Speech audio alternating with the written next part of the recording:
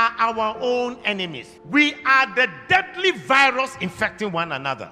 I read an article that talks about a man said, I got the opportunity to meet 6 rich Ghanaian men, and I asked them this question: why are they not building factories for the youth of this country to get a job to do? These 6 rich businessmen burst into laughter as if I have said something funny.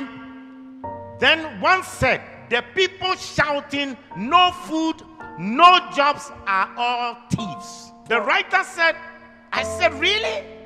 I was shocked. And the man then went on. He said, I run a manufacturing business and trading business. He said, the biggest challenge in my manufacturing business is not electricity. It is not infrastructure. The biggest challenge is getting honest staff. Everyone we hire appears to be on a mission to steal as much as possible. They will inflate invoices, recording less than the actual number of units produced. The worst part of it all is that all the fraud we have uncovered is not done by a single person. It is usually many staff who collude with each other, from the production line to sales to finance and even to top management. The businessman said, there was a year I overhauled management 3 times. I now use Indian expatriate management. So competent, so honest, and so straightforward.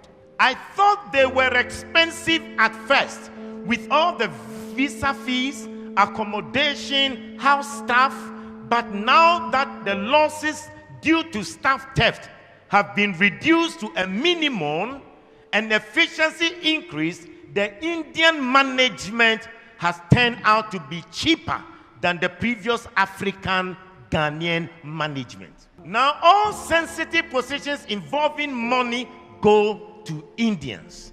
Africans are only allowed in non-sensitive positions.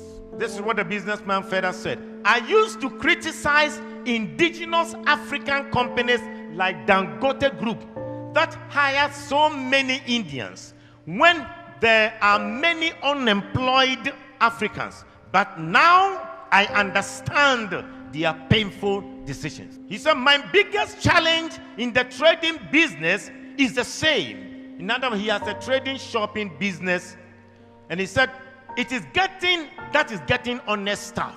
The form of trading occurs in open market and involves staff having access to huge sums of money running into few millions. I know how much I pay to security companies to provide the escort for the staff, not to prevent robbery, but to ensure that the staff will go straight to the bank and will not run away with the money. This money spent on security companies is even enough to be declared as profit. He said we have to spend a CCTV, biometric scanners, and other things that wouldn't be needed if the staff weren't looking for opportunity to steal. He said it got so bad at a point that my own criteria for employing a staff was no longer competence or certificate, but honesty.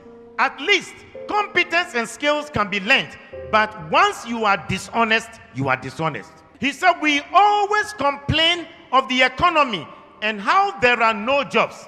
I know people abroad who would have loved to set up job creating businesses in Ghana, but they can't because they can't get a trustworthy person to manage the business. He said, I know people in Ghana with so much money, they want to start factories and other job creating businesses, but they can't because they are occupied elsewhere and they can't get any trustworthy person to run the business. Instead of investing in the real sector and creating jobs, they would rather buy treasury bills and keep their money than opening a business to employ Ghanaians. He said Dangote can open a shop and businesses in every African country in this world. But the problem is that they can't find good people and honest people to manage. He said their biggest problem is top government officials, the dishonesty between government officials, that is preventing Africa to become better. He says, start a small farm, and they start a small poultry farm, and they will steal the eggs. He said, if they don't steal the eggs, they will intentionally kill the chicken and the fowls, and then they will ask you if they can take it home.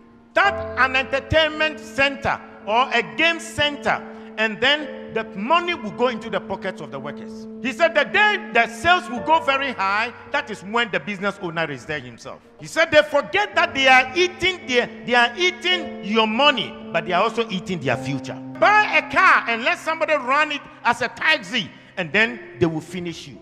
Start a restaurant, and the people will take half of the foodstuffs into their house for food.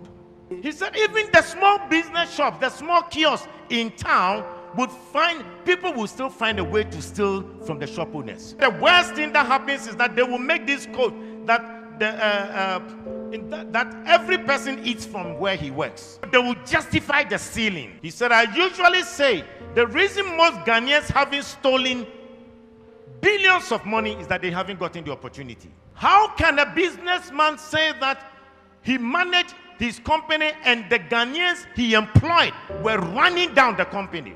And they would rather prefer Indians to be top managers. And these Indians are managers that they are honest, they are straightforward.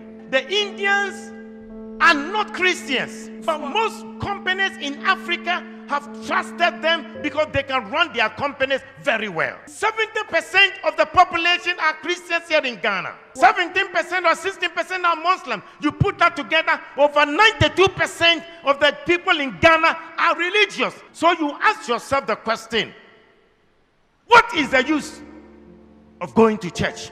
What is the use of their being religious?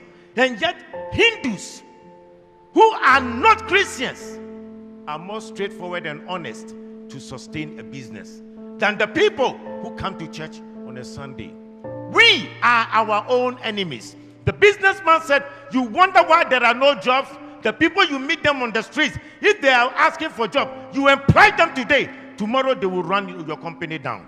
You employ members from your church and they will destroy your business for you. We are the Judases, betraying one another. We are our own enemies. Okuku Seku.